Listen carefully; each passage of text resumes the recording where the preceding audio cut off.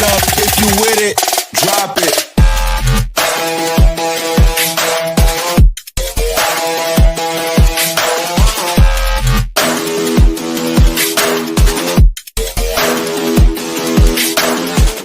Good evening, everybody. This is your host, Huge Pop, from the Huge Pop Entertainment Podcast. Tonight, we are sitting down with the one, the only Twisted Mind from WWE to the indie circus. Our guest has stories that'll make your jaw drop. He's best known for 2009 stint with WWE, where he's worked at SmackDown brand as Kizarny. Please welcome Sinn Bodhi to the HPE Drop the Mic. And welcome, Rudy. Thank you for joining as well. We're going to have a fun night. We're going to hear stories about Sinn's career. We're going to talk wrestling. We're going to talk Power Slap, which I can't wait to get to. That shit looks crazy. And I want to hear all about it. So, man, thank you, Sinn, for coming on the show. Thank you, Rudy, for being part of the team. Man, Sinn, I got one question I ask everybody is, what was it like for you as a fan growing up as a kid for wrestling? You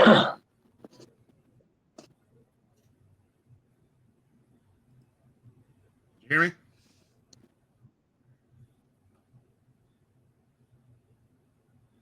there? Sinn. Hello? Sinn, can you hear him?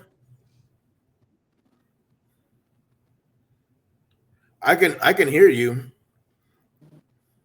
don't know if you can hear me. Sinn, are you there? Some technical difficulties. We do not edit the show, so this is what I like about Huge Pop Entertainment. Sinn, are you there?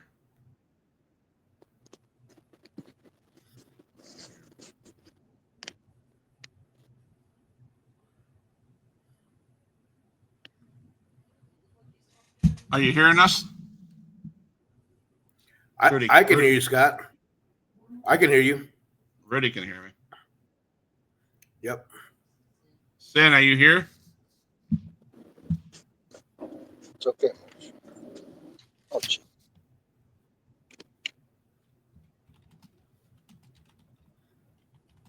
He was on a second ago. Yeah. Can't know if you're hearing us or not. I don't think he can. Sinn, are you there? I don't think he is. Bear with us, fans. Bear with us, guys. We're trying to get the technical difficulties out. I don't know if you can if you can hear us, Sinn, can you give me a thumbs up?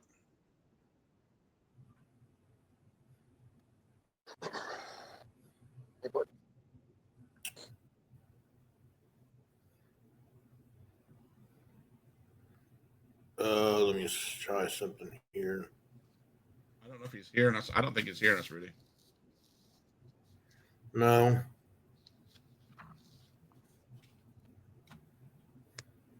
And I got that great introduction, and now he can't hear me. Darn it! You there? I'm here. I don't know where he's at.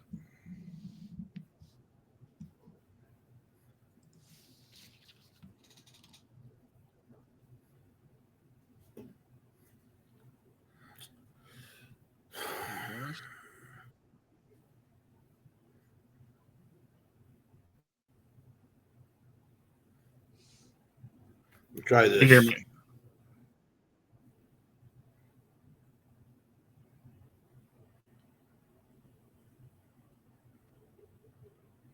yeah, I can hear you guys. There you go. Okay, I lost you. I don't know what No, happened. I can't hear you guys, but I can see you guys. You can't hear us. Right. I can't hear you. I could before you hit record, I guess, but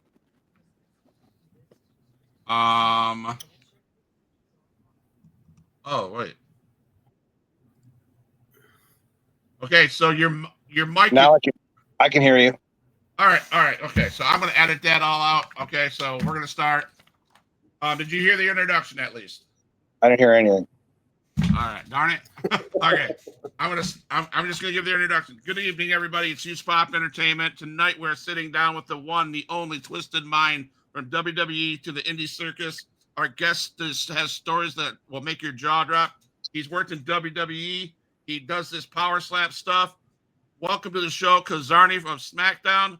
Sinn Bodhi, welcome to the Drop the Mic. How you doing tonight, man? Hey, buddy, how are you? Thanks for having me. Pretty Hey, what's up, Rudy? No problem. Hey, Sin, how you doing? Good, man. So- What's going on? Just trying to do it, you know. Copy that. Yeah, man. Yeah, so the first question I want to ask you, man, as a fan growing up as a kid, what was it like? What things did you like wrestling wise as a kid growing up? I mean, it was just it was real life at its most boiled down and purest. It was good versus evil. You know, good got put through the mud, but always prevailed in the end. And that was just a easy way to kind of digest life. I think in real life that doesn't happen so much as it does in the movies or in wrestling or in the comic books. So my imagination was captured. It's like real life superheroes and supervillains. Wow, that's awesome, man. Kind of an escape, right, from real life childhood. Absolutely. I was just a scared little kid, scared of my own shadows. I grew up in a little ranch house by myself, and I rarely got to go and play with the other kids. You know, I lived like 10 miles out of town. So, you know, to go play on a Friday afternoon or maybe have a sleepover or something, you have to get this note and get in this bus and do that and then get picked up by parents. And it was a big ordeal. It wasn't like just playing with kids after school every day until the street lights went on and you had to, you know, just cross the street to go home. I was out in the country. So just was like a shy little introverted kid, and I was an artsy fartsy kid, and I could draw. So you know, the comic book characters were my friends. The wrestlers on TV were my friends, kind of my imaginary friends. And then when I actually did get to go play with real little kids, like maybe on a Friday night or something, or again for a sleepover or whatever, like whether it was, you know, Edge and Christian or what have you, like growing up with those guys. But for the most part, it was just me in this little ranch house. And you know, Saturday morning or Sunday morning, I got WWF TV and I got the pro wrestling magazines and the comic books. So that was kind of, I was sort of in some sort of imagination land, and all those characters from Spider-Man to Hulk Hogan to Roddy Piper to the Green Goblin, they all kind of kept me company. Wow. Rudy, you got any questions for Sin? So, Sin, you're from Canada? I'm originally from Canada, yep. And I am, in the last couple of years, I have become a legal dual citizen. And I'm very, very, very, very proud to live in the States. I love it here. And I've been here for just about, I guess, almost as long as I was in Canada. So, I mean, I really, truly love this place and like working hard here. And this country's let me follow my dreams. So here I am. Nice, man. So Yes, sir. you grew up with Edge and Christian. What was that like? Oh, those fucking assholes. I love them. They are brothers to me. Christian was the very first kid I ever remember meeting on planet Earth. We met in the sandbox in kindergarten. Adam, Edge, I met. I guess it must have been grade 3 or grade 4. And we hang out with mutual friends and watch some wrestling, and we go outside at recess, and in high school we'd go up, in our off period, and we'd go and kick the crap out of each other in the back of the schoolyard, pretending to be wrestlers. And I remember as a little kid, we would play soccer. We played soccer on this opposing teams, and I was the worst soccer player in the world. I think I scored on my own net. I was the runny, corny, drizzling shit. And so I think that's why Adam and Jay liked to play with me, because they knew they could kick my butt in soccer. And so it just growing up with those guys was always silly and fun. I remember we were sitting on the couch together. What's that? Did all you guys get trained by the same guy? Originally, Ron Hutchinson was our basics trainer. Yeah. Right. Very cool. So did you ever take I a spear?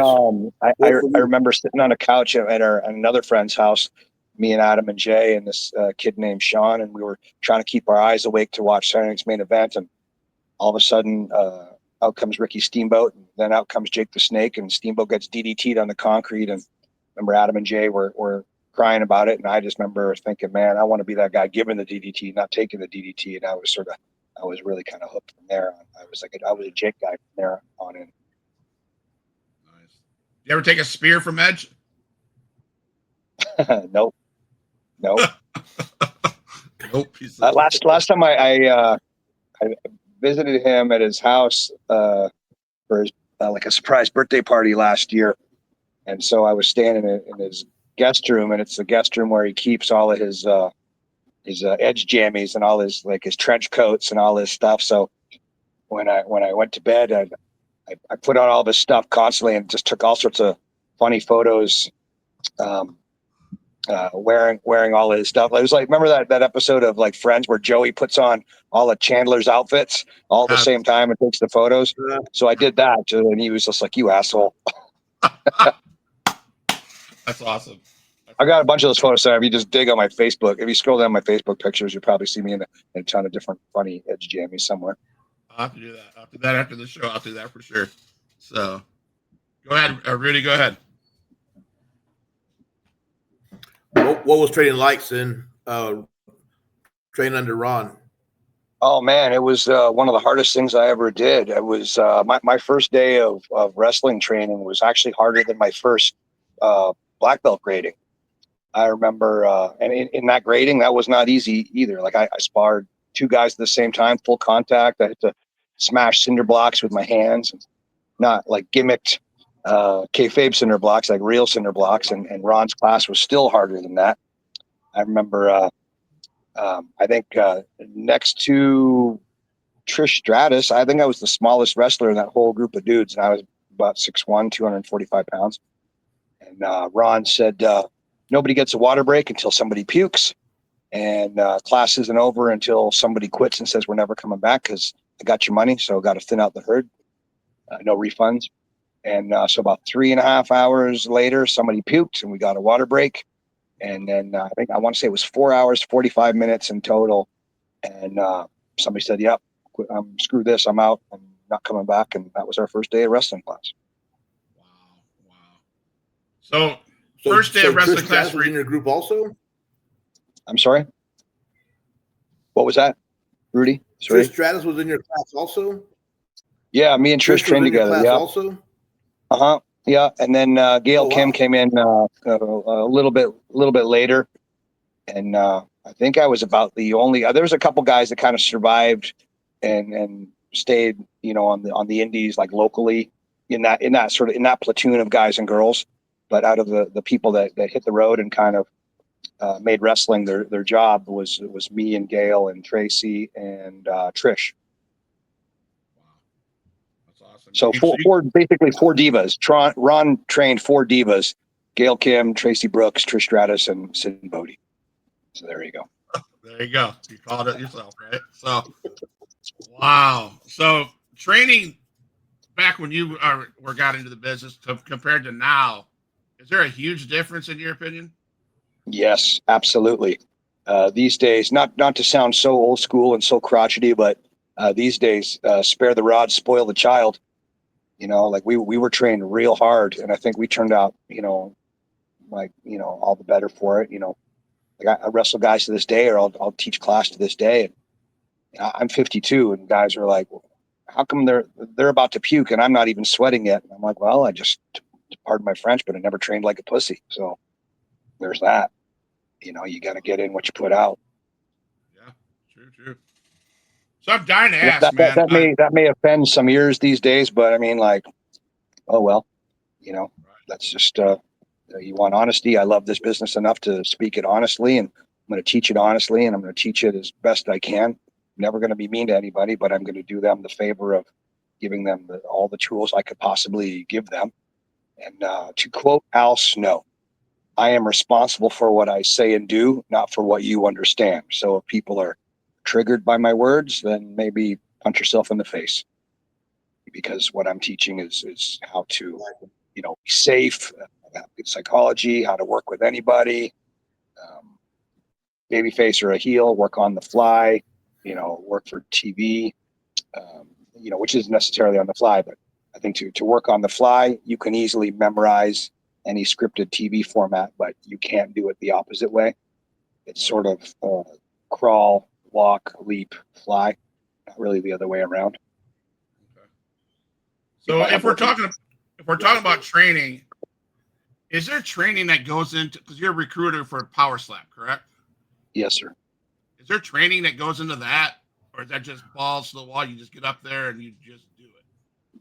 There is training if you choose.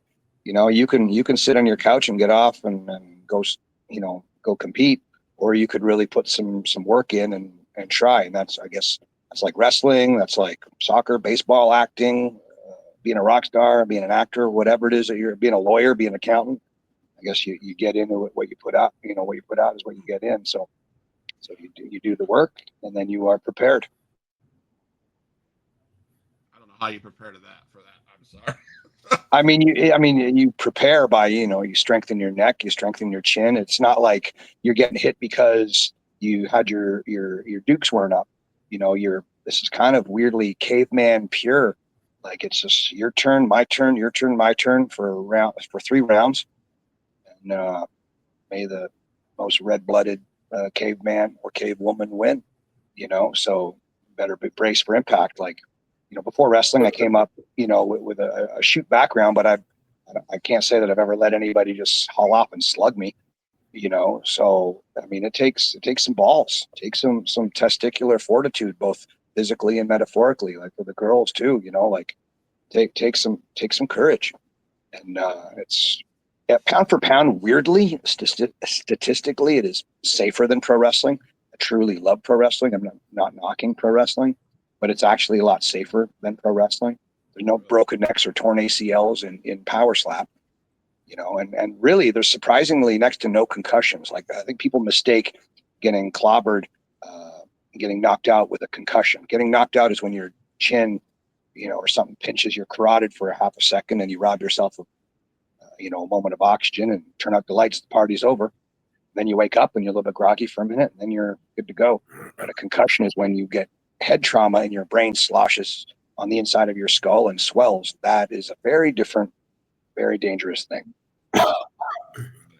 And none of it's ballet. It's all Interesting. painful, but there's all a reasonable semblance of danger. When you leave your house, there's a reasonable Didn't know that. expectation of danger. So and there's rules. You can't just haul off and slug a dude. Like, you've got to have your feet flat, your hand flat. There's all sorts of different kind of techniques, like the do's and don'ts. You're wearing a mouth guard and an earpiece, and all that kind of stuff. And there's a point system. So if you go a little too high or you mismeasure, or the other side of it, if you flinch, there's penalties and what have you. And there's big money involved. So, why would you want to mess that up? And again, I love pro wrestling, but the paydays in this are just life altering. I'll use Stunt Marshall as an example. Talented guy, nice guy, creative guy. But until he went on a Power Slap, like, no disrespect whatsoever, but he was just kind of just a no-name indie guy that hadn't got an opportunity. And, so I'm guessing he's making $20, $50, $100 if he's lucky per match, if he's lucky. And the first night on Power Slap, he made 20 grand. And then he came back the month later and then he made another 20 grand. So, for an indie wrestler to make 40 grand, especially an indie guy wrestler to make 40 grand in 2 nights, he's going to work 5 years before he ever makes that kind of money as an indie wrestler, maybe longer, and now, like that clip, that his first bout against another really tough, really good dude, Dante Smiley, but he sent Dante to the moon in the opening round of the opening bout of Power Slap 13. And Ronda Rousey was sitting in the front row and she really sold for it, put it over, and that clip went viral. That clip, I think, in its entirety has over 700 million views right now. Wow. So good luck pulling that off on an indie wrestling show. Now he's got promoters knocking down his door. I'm sure his rate went through the roof since then, and he'll be back, and he's going to make more money with Power Slap. Like the office really likes him and did a great job. And speaking of jobs, it's my job to crack the door of opportunity for these guys, and it's these guys and girls, chance to knock open that door. I crack the door, they kick it down. That's how it goes.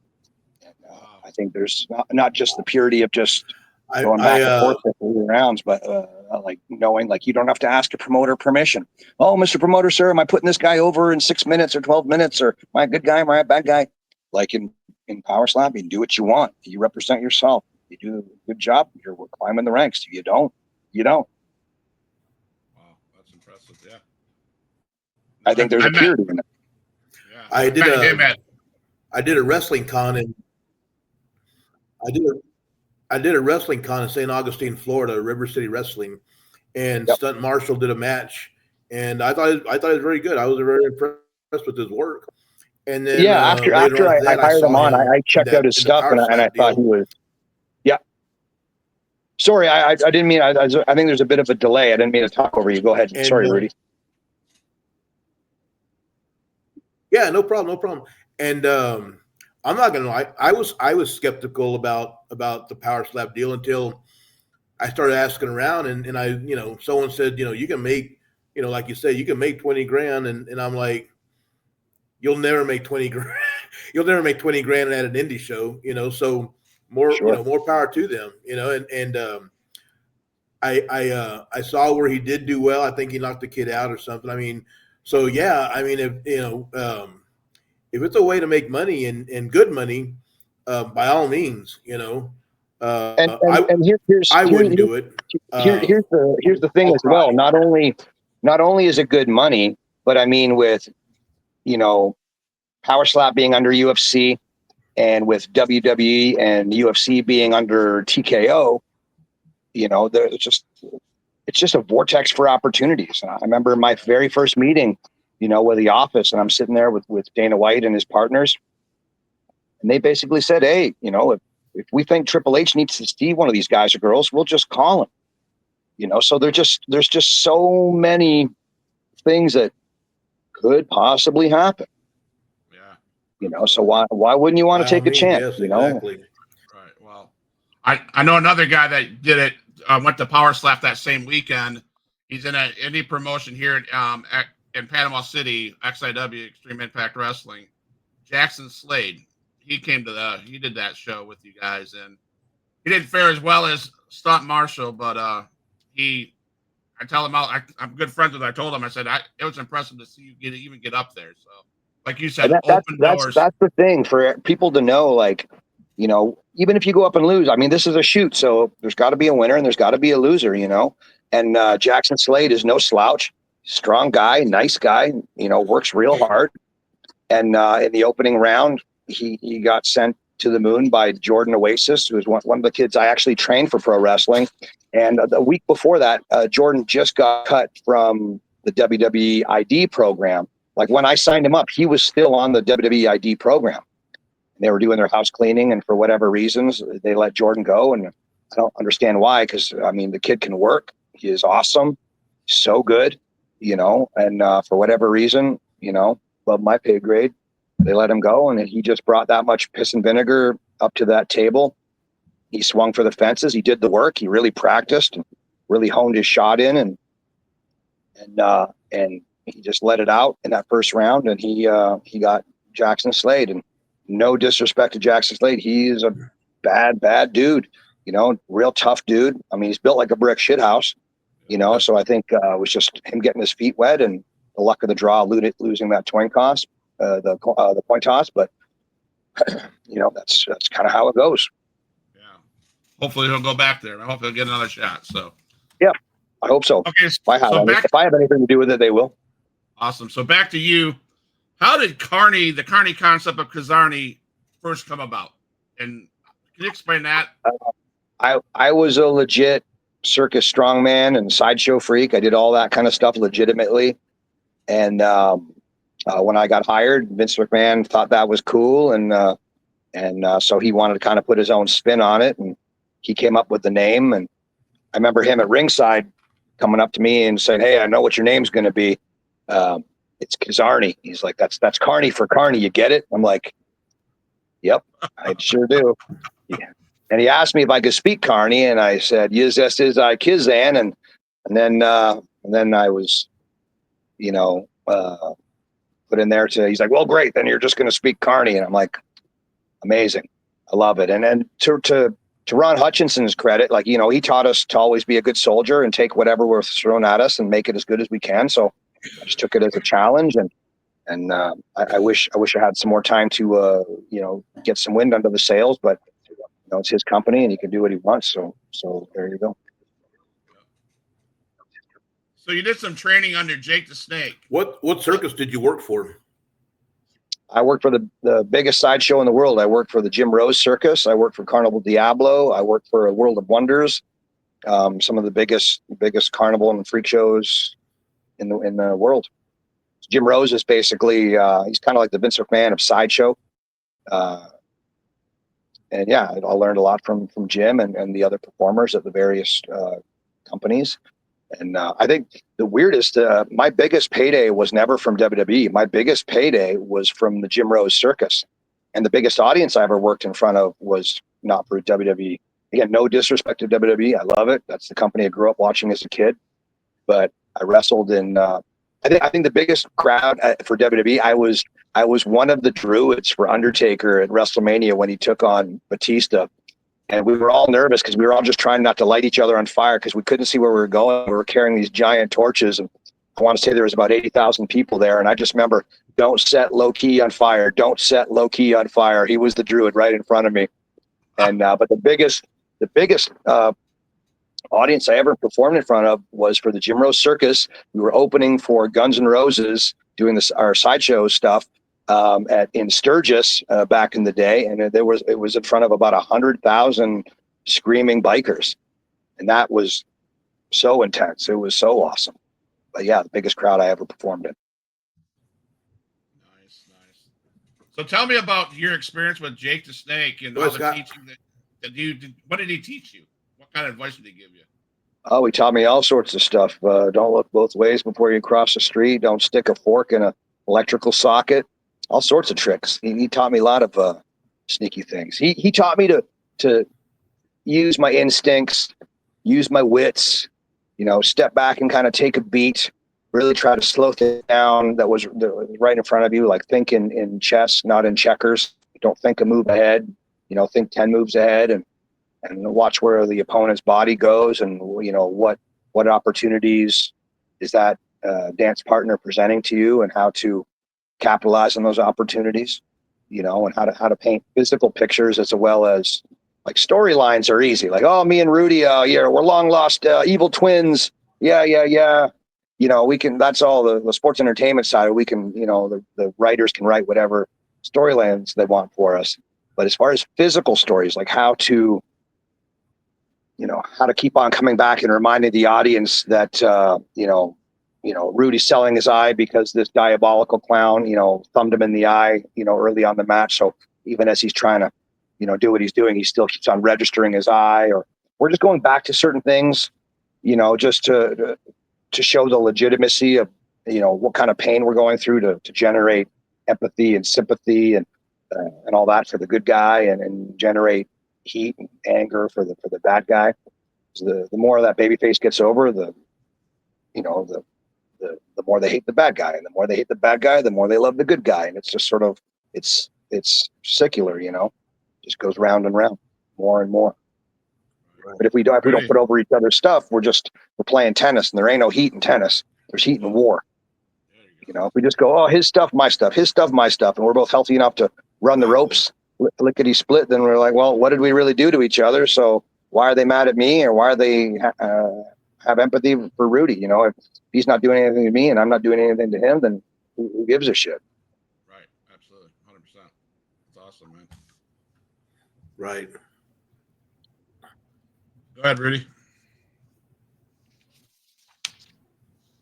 Yeah, like if I beat up Rudy for 10 minutes and all of a sudden if he can run around and hit the ropes and he's fine and he's A-okay, then why are they mad at me for hurting him? Because I didn't hurt him. And why are they feeling bad for him? Because he ain't hurt. So he's got nothing to prevail from. So it's just it's the double shits. But if he's really selling from underneath and he's fighting like that half robot Terminator, just keeps on crawling and not giving up, and it's pissing me off, and I keep on switching the heat up on him, then the audience is begging for him to get up and whip my ass, and the audience is pissed off and can't wait to see me get my ass whipped. So, if we put each other over, that's the winning formula. New school, old school, whatever. I don't care. Yeah. So there were a few times that I did some extra work with Vince, and in the meantime, they're during the shows they're doing the little vignettes with with Kizarny, and they did that for quite a while, a couple of months, I guess. And then you came on TV finally, and then just as fast you went on TV, you disappeared. What happened there? I guess it's like breaking up with a girlfriend and you don't have any closure. To this day, I don't know why I got released. Some people say it was budget. Some people say, like when Johnny Ace called me, he said, "Oh, creative's got nothing for you." I'm like, "Great, fire creative." I've been, training, forever for this, and I bust my ass doing this.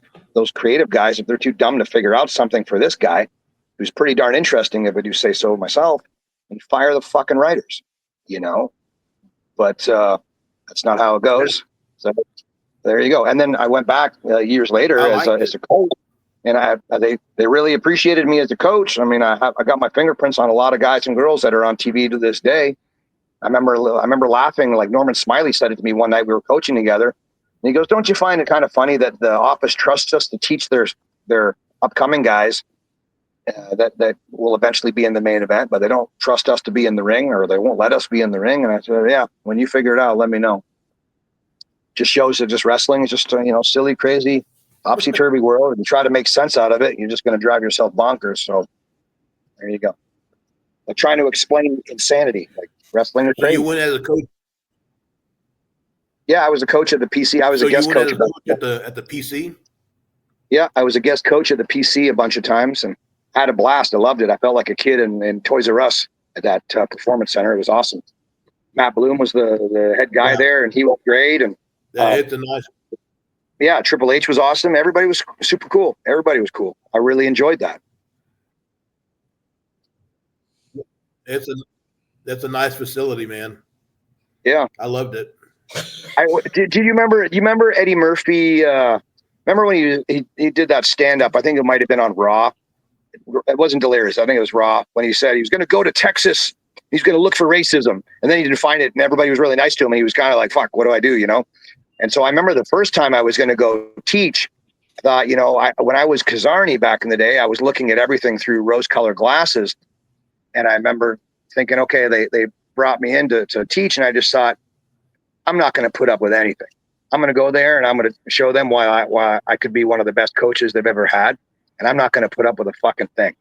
And I went there just waiting for somebody to get on my nerves. Nobody got on my nerves. Everybody was awesome. Everybody was super cool. I felt like Eddie Murphy in that thing. Like I went to Texas looking for, somebody to pick a fight with. And no, they were all nice. They were awesome. Triple H was nice. HBK was nice. Matt Bloom was nice. Karina was nice. You name everybody. Norman Smiley, Robbie Brookside, everybody. Like I've known a lot of these guys, from along the road. Like I knew Carino from shows. I knew Norman from FCW. I knew Robbie Brookside from way back in the day, wrestling him in the UK. Before either of us ever set foot in a WWE ring. So I had a blast as a coach. I remember Triple H treated me like a freaking human. He looked at me and asked me questions, asked me what I thought. He was a really, really great boss. So I went there looking for some kind of fight, and then I was received with just awesomeness. So it was very eye-opening and very humbling, and I really, really enjoyed it. So you worked with TNA and WWE, am I correct? Same here, man. I enjoyed it. Yeah, I did. I worked for both TNA and WWE, and yeah, I really enjoy coaching. I love coaching, and loved coaching at the PC. I love, for lack of a better term, coaching or to be in talent relations with Power Slap. I love coaching and doing seminars all across the world as I go to different independent wrestling shows. Yeah, I really, really enjoy coaching and doing seminars. It's a big highlight for me in my career. I really do love it. Now, do you think indie wrestlers today don't receive you legends very well, or as well as you would have received when you were at a seminar or training as a kid growing up? I think it's different now. I think some guys and girls are very eager to soak up some knowledge, but there's a lot of guys and girls that they don't want to be told anything, and that's up to them. And sometimes you're ignorant until you're not. You got a rude awakening, and You learn the hard way of why to work safe, or why to do this, why to do that. So I remember when I was younger, if some road guy, whether it was King Kong Bundy or Boogie Woogie Man Jimmy Valiant, or Demolition, or whoever gave me advice, I just soaked it up and said, yes, sir, thank you very much. And I enjoyed every word of wisdom from all those guys. Nowadays, I think a lot of the young guys are kind of busier looking at their phones and all that stuff. So, but not everybody. Like some guys and girls are very eager to learn. And, I'll spend my time going down the rabbit hole of various, bits of psychology or this or that or the other with the guys and girls that want to learn. And the guys and girls that don't, well, they'll be great. They'll be just fine. So does Sinn or Kizarny have a good road story you'd like to share with us? I mean, you've named several about people. What? I have too many. I have too many. Give us one. Point me in a direction, and I'll give you 6 degrees of Kevin Bacon of some story. What do you want to? How about you and Edge and Chris? Did you ever travel together and have any Yeah, stories? We grew up together, and then on SmackDown, we traveled very briefly. Christian had just come back from TNA, and I got brought up from FCW, and all of a sudden it was like we were in high school again. All three of us traveling, and we're having a good time. And then for whatever reasons, all of a sudden, just right out of the blue, like pretty much the same day, for whatever reason, Christian got sent to ECW, and I got my walking papers. So that meant all three of us weren't traveling together anymore. So why? I couldn't tell you to this day. But I'll tell you what I call a no payoff story, because it's just got nothing to do with anything except it's ridiculous. Speaking of traveling with Edge. So we would drive together and everything and fly together. But so one show I was flying in from someplace different, and my flight was getting in a little bit earlier than Edge. And so sometimes I would crash with him at his hotel rooms, but I couldn't afford the nice hotel rooms that he got. So he would just let me bunk with him because we were childhood buddies. So like, whatever. And then one night on developmental, they would give you hotel rooms and stuff. And so I had this free hotel room. So Edge was coming in super late. So I was just like, why don't you just crash with me in my room and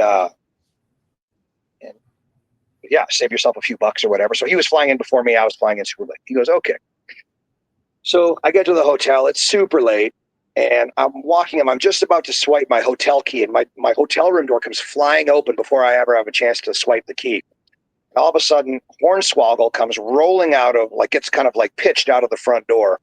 And he comes rolling out, and he's wearing nothing but a pair of tighty whities. And he just comes it was like he was like Sonic the Hedgehog. He just came rolling out, tumbling. And I looked at him, and he looked at me, and he kind of growled, and then he ran away. I'm like, what the hell? And then as I take another step towards the door, Matt Stryker and Tommy Dreamer come walking out with their heads hung very low, like for shame, like they just looked like they had just been, wearing dunce caps or something. They looked like they were in timeout or something. And I looked at them, and they just kind of went, they shook their heads low, and they slinked off. And then Edge comes walking out, and Edge is wearing nothing but Hornswoggle's pants, which looked like some kind of skin tight little knickers or capris or something on him, because Edge is 6'5" and Hornswoggle isn't.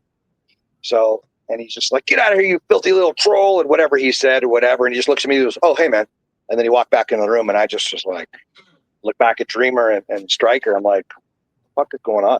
They're like, nothing. Okay. And I was tired, so I just walked into the room, and I went to sleep, and I didn't ask it. And she didn't tell it. That was that. So there's my story that has no conclusive ending. Like I said, I call it a no payoff story. But yes, it was a very strange bunking with Edge story. So there you go. Well, thank you so much for that story. That's very. You're welcome. So, Rudy, got anything for my man? To this day, I have no idea why any of that happened. I have no clue to this day. So I digress. So today you're running what's the Future Stars of Wrestling? I coach at Future Stars of Wrestling. I used to coach Monday, Tuesday, but just my schedule is so crazy. I just teach on Tuesday nights down in Vegas, Las Vegas, very close to the airport. It's a nice school. I coach there. Kenny King coaches there. Chris Bay coaches there. Sometimes TJP coaches how's the there. school? How's the promotion going? It's good. It's definitely the premier show in Las Vegas. As far as non-WWE shows, we do a lot of stuff with the WWE ID program there. We do all sorts of great stuff. We've done a lot of TNA stuff out of there. We ran the ID WWE IT tournament out of FSW during Las Vegas WrestleMania week that passed last year. I'm sure they'll be doing more this year. So yeah, it's always busy.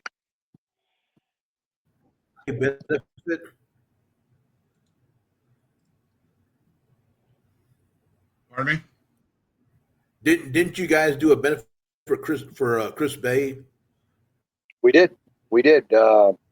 Between his fundraiser and between the fundraiser, the GoFundMe for Chris and the pro wrestling show that we did at the Silverton Casino in Vegas. We raised a ton of money for Chris's medical bills, and so it was a pleasure to be a part of that. And all sorts of wrestlers come in from all over the world to help out with that. So which speaks to what a great guy Chris Bay is. From Karrion Kross to just so many guys. Karrion actually paid for a lot of the guys to fly in. So I thought that also speaks a lot to the character, not the sports entertainment character, but I mean the personal, internal character of Karrion Kross for doing that and helping out so much. I really have a lot of respect for both of those guys. Those are two guys that I helped. Is helping Chris Bay in Las train, so I'm Vegas? very flattered. What's that? What was that? Sorry. Is Chris Bay out of Las Vegas? Yes. Yep. Yeah, Karrion Kross and How's he doing? Chris Bay. They both trained in Las Vegas at Future Stars of Wrestling with me and some other coaches. And Chris is busting his ass, and he's defying the odds. He's doing stuff that his body shouldn't be doing. He's he's a superhero, man. He's awesome. So you're in Vegas. You're partly part of the Cauliflower Alley Club, am I right? Yep. Tell us about tell fans why we should be a part of that. I know that yeah. So Cauliflower Alley is it's a yearly reunion in Las Vegas. Many years ago, they opened it up to the public. Before, it used to be just for the wrestlers. It was kind of a closed industry thing, and they opened it up to the fans. It's a charity. It's a charity function that raises money for old school wrestlers that don't have enough money for their medical bills. So it's a really great organization. And last year, we brought back the live wrestling portion of the CAC, so that I produced that. We call it On the Fly, where wrestlers show up and they bring their gear. They show up and we trade them out, and that they're basically like the set deck, like they are the ring entrance.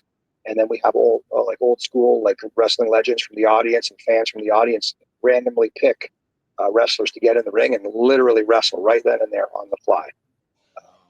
And it's awesome. We just did our second show this past Cauliflower Alley. Brian Blair and Ron Hutchinson and all these guys were really receptive to it and really happy with the show that we put on, and all the young guys and girls really turned it up a notch and did great.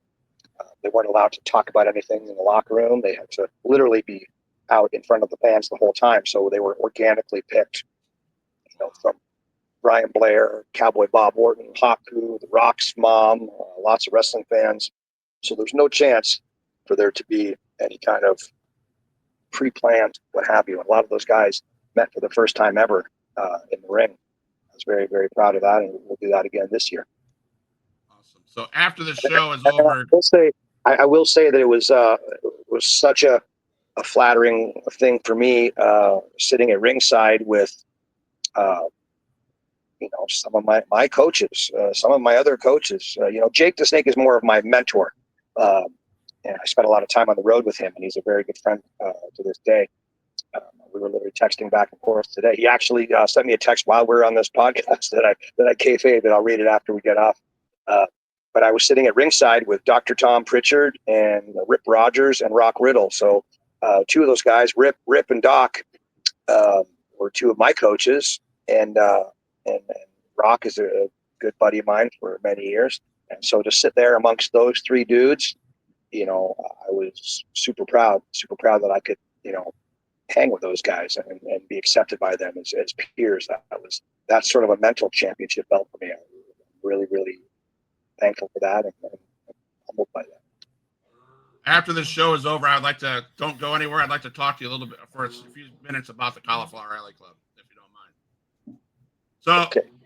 I was scrolling through your Facebook, of course, and I'm intrigued by this because on my Wednesday show, I have a gentleman that recreates wrestlers by taking apart wrestlers, wrestling figures, and he creates these things. And I found this on your site, and then I know you're not only just a trainer, a wrestler, part of Power Slap, you also are an artist. And this is something you've created. Can you talk to us about your artwork, and is it 3D printing? What goes on? What is this all about? Yeah, I'm a wrestler. I'm a booker. I'm a coach. I do tattoos. I 3D sculpt, paint, draw, write. Basically, a jackass of all trades. So there you go. Right. Yeah, those figures, I 3D sculpt them, then I 3D print them, and I hand paint them.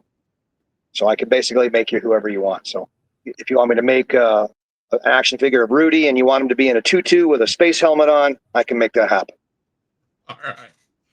And we've already talked about you're going to create one for me in December, man. I'd love to have a Huge Pop Entertainment. I'd like to have a Huge Pop figure of my own, so I can say, "Hey, look." So sure, no problem. Rudy, go ahead, man.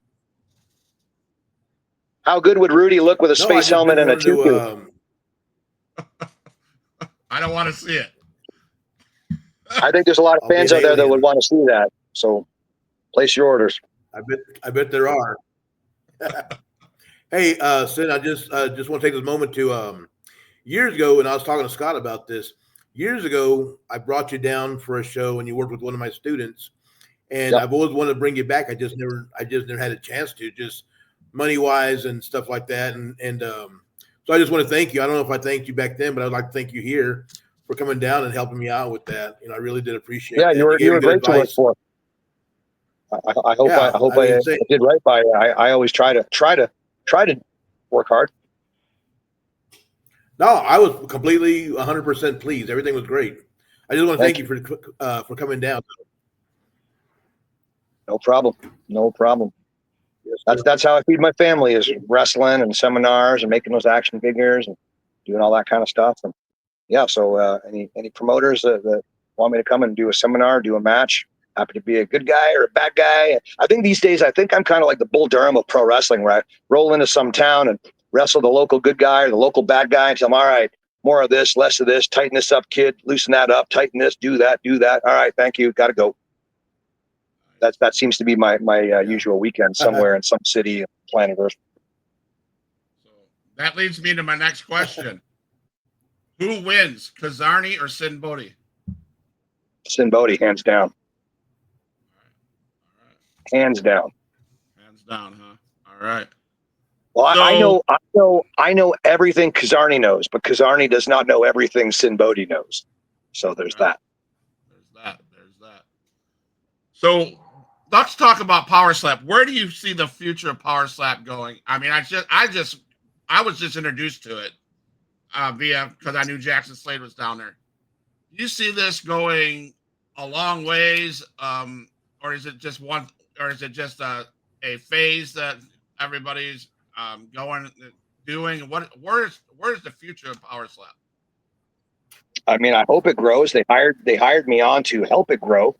They hired me to kind of put the ketchup on the burger, find interesting performers, competitors, give ideas that will help it grow. I've been it's so parallel to wrestling. It is not pro wrestling, and I don't want to turn it into pro wrestling.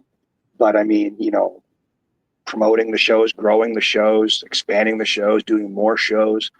I think for the first couple seasons, they did 5 shows each year, and now they're in their 3rd year. We've already done 8 shows, and we might do a 9th show before the year is out.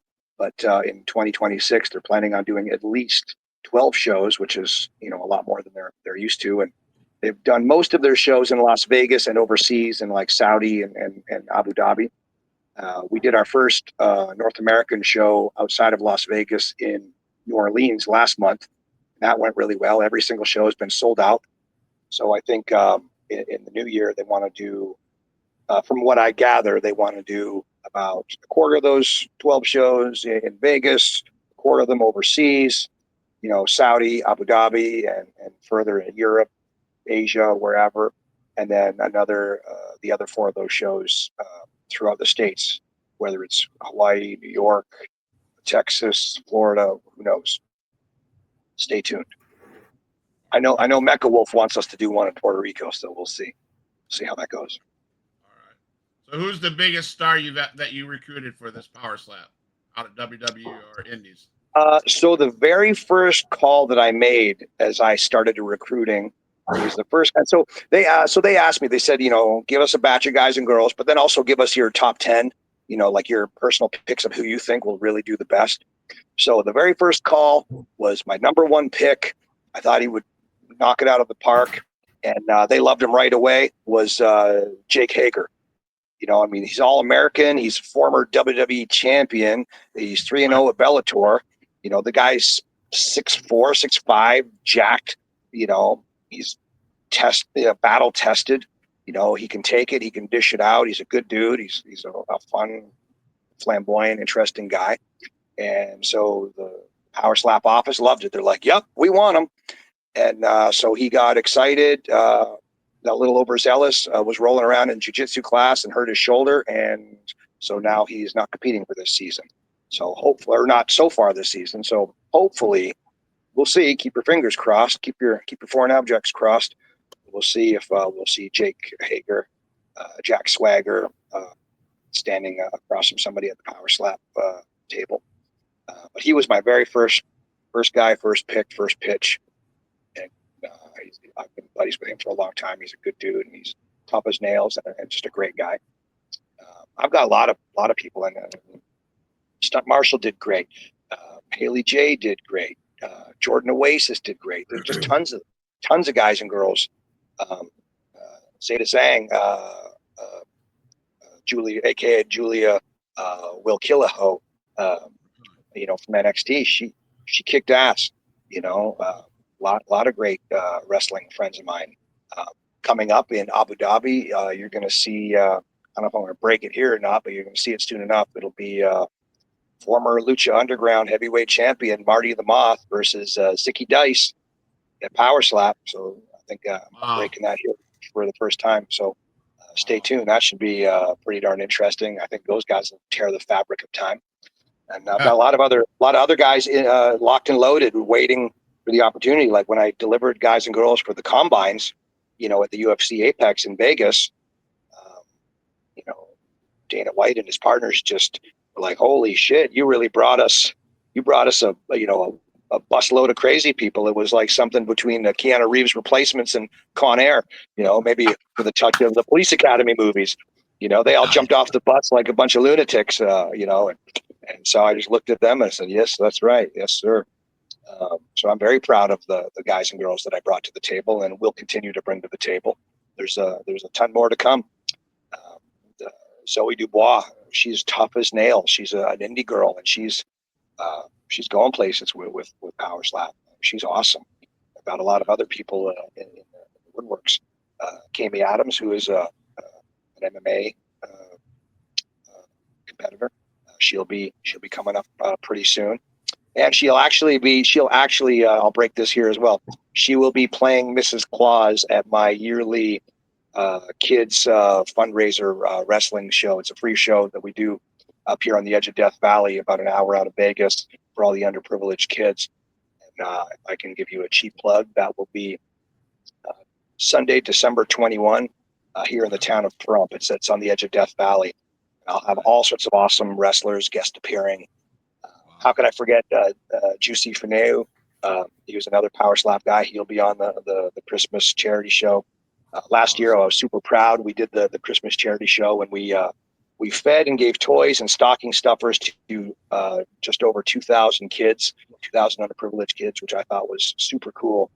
I will say using our wrestling powers for good, man, does help me sleep at night. So that was really super cool.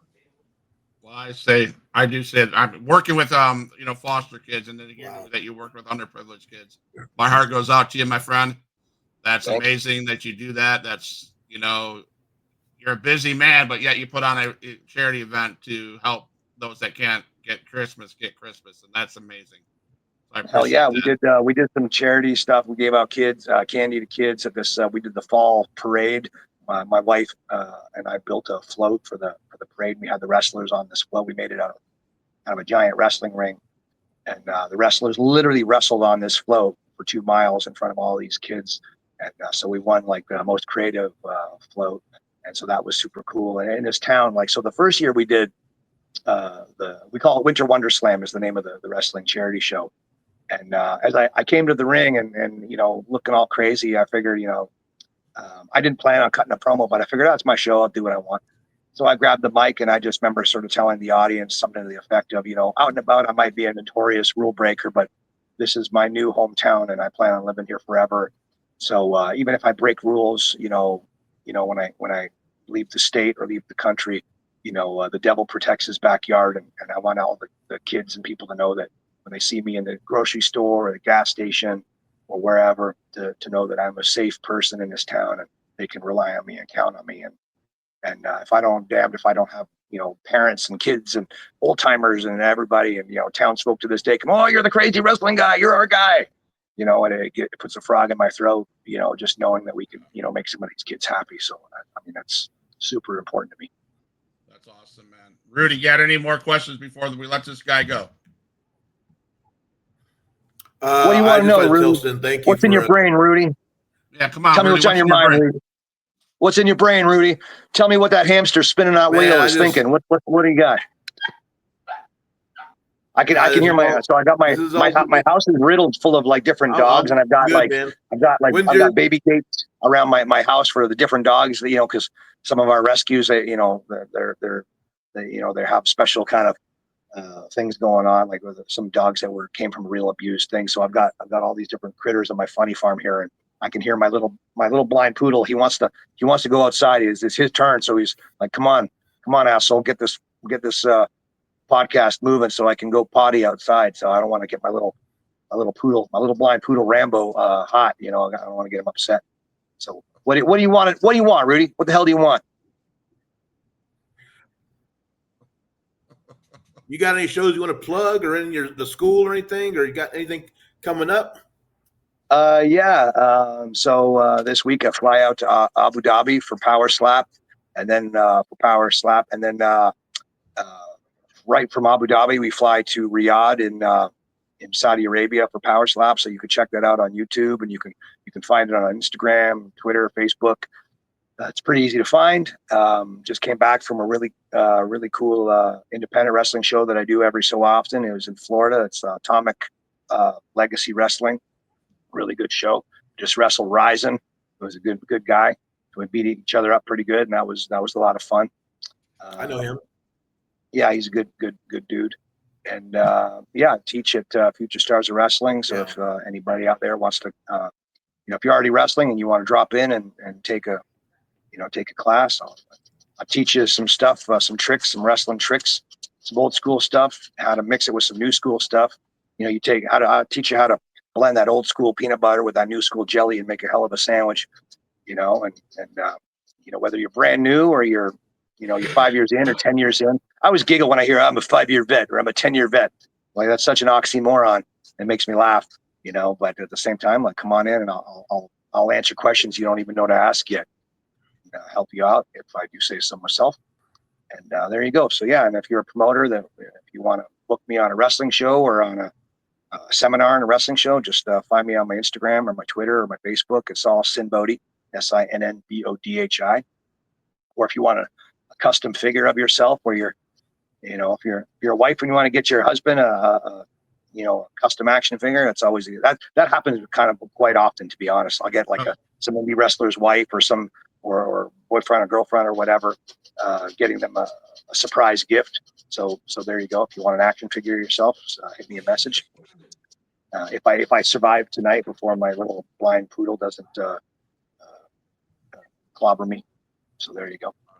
All right, he just quiet down. Now that I stop putting him over, he stopped scratching on the door. I'll let him in a second. Well, there you go. Nice. He's like, forget you. I'll keep on scratching. He heard you.